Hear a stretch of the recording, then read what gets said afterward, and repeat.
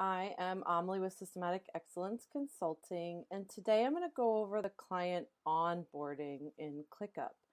And before I get started, I want to mention something that I find with clients a lot of times and just people commenting about ClickUp. So ClickUp has a lot of features that can be used or not used, but I think the most important thing when you're getting ready to set ClickUp up, or any project management tool for that matter, is to have a clearly defined process before you come in. So you want to have your process written out, whether that's in a Google Doc or written out on paper or whatever, and then build it and build ClickUp around that process.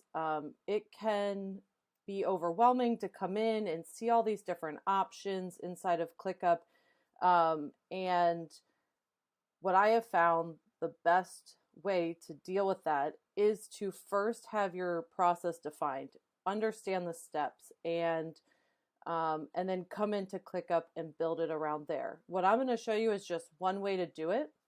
There's obviously lots of other ways to do it, but that's the most important thing. And that might look like, going through it, writing out all the steps, reorganizing it, figuring out the best way to do it, and then coming into ClickUp and starting to build out what that looks like.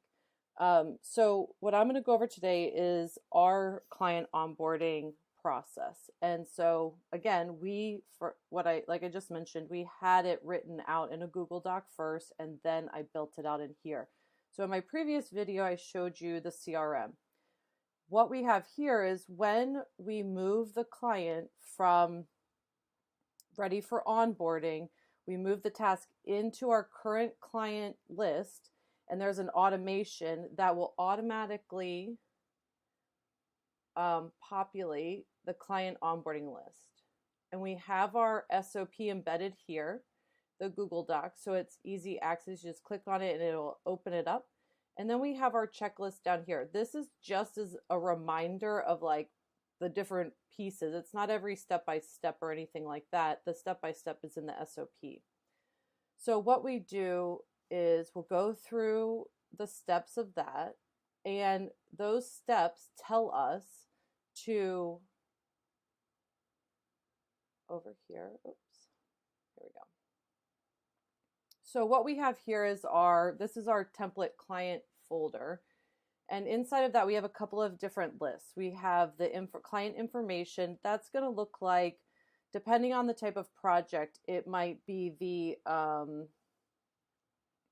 branding, colors, the branding guide, any other information that is needed for the project. And then what we have underneath there is the client external facing list. This is where we're going to communicate with the client. We'll give them weekly updates. The project plan is going to be here. Project overview, that'll be pulled directly from the agreement that was signed. We have a little video. We'll put a little video in here of a walkthrough of how to use this. And then you can see and you can look at it either way. We can look at it in a list view where we have like the work in progress. So we'll actually take the project plan and break it down into the pieces of the project, and then we can move them to in progress as we're working on them. We give them a weekly update, which they'll get there right here. And then ready to review for the client, we'll put it there if there's something that we need them to review. And then we have revisions requested. The client can move whatever, if it's an image or something, they can move it there and give us approval, or if they need revisions, they can put it there. And then we also, in the video, the walkthrough of ClickUp, we tell them how to make videos inside of ClickUp. And so to make the revision process easier, we don't have to get on a call every time. They can make a video. You can also comment on any attachments that are in there. And that's all part of the walkthrough video that we give them. And then once it's approved by the client, it goes there, and then we would just put it to work complete. And then we have the client project, which would go here. And this is more of our internal communication for the project. If we're working on more than one project for them, then we would have more than one project list and keep them separate. If we're working on, let's say, putting in, if we're working on ClickUp and I'm building something out for a client in that way, but we're also doing YouTube production for a client, then we would have two separate lists for that internal list. And then if we have a coaching client or a consulting client, they'll have a list here where we will do call notes, any questions that they have, homework, any follow-up, that kind of thing. And then we provide them with the link to the Google folder where we would have their call recordings. Kind of the same thing over here. Now what I've done here is I put it up here. I prefer to actually have it up here because then we can just have like the tasks that we're taking action on in this list here. But we'll put the links there. And then we also have a dashboard, which I went over dashboards in a previous video, so you can watch that. But again, for the onboarding process, this is where we manage our current clients. So they go into onboarding in progress, and then we have project in progress, ongoing clients, next steps, and then waiting for a client if we're waiting on something for the client, and then offboarding. But again, the most important part of creating an onboarding process is to know what it is that you need to do to onboard the client.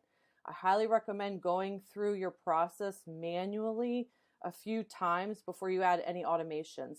The only automation that we use here is that when we move them from the lead status into current clients for onboarding in progress, the client onboarding checklist does get populated into the task, so we have it available for us. And then we manage the onboarding in there. We go ahead and duplicate that that client folder that I showed you. And that is really how we do our onboarding process. I think what's so important about an onboarding process is the better refined it is, the more organized it is, the better the client experience is, and the easier it is on the client. You want to make that onboarding process easy for them to get through, know exactly what they need to do, and what you need to do. It also makes it easier if at some point you want to delegate that process to someone else. Having that process documented and then organized into a living, breathing process makes it easier to delegate that. So again, this is setting up an onboarding process. But the first step that I recommend taking is to have it written out in a Google Doc or in a ClickUp doc or in a note somewhere, and then create the process from there. So I hope that was helpful. If you have questions, obviously comment below. And if you are looking for one-on-one support, getting your onboarding process set up, feel free to book a call. There's a link below and we can connect and see if I'm able to support you in that. Again, my name is Amalie. I'm with Systematic Excellence Consulting. Thank you so much for watching.